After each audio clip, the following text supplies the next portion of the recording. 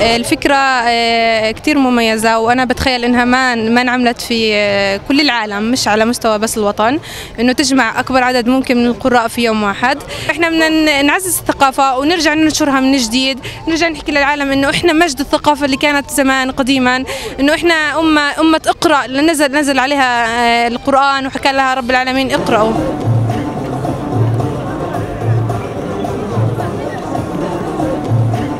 أرض السلام، من أرض السيد المسيح، من بيت لحم، من أمام كنيسة المهد، لحتى نوصل رسالة لأهلنا بالقدس إنه إحنا دائما معهم، لحتى نوصل صوتنا معهم، وإن شاء الله السلسلة توصل من بيت لحم للقدس، تكون سلسلة واحدة لنشجع ثقافة اللي انعدمت في السنوات الأخيرة، اللي هي ثقافة القراءة للأسف في مجتمعنا الفلسطيني. فإن شاء الله إنه إحنا نقدر نوصلهم هاي الرسالة.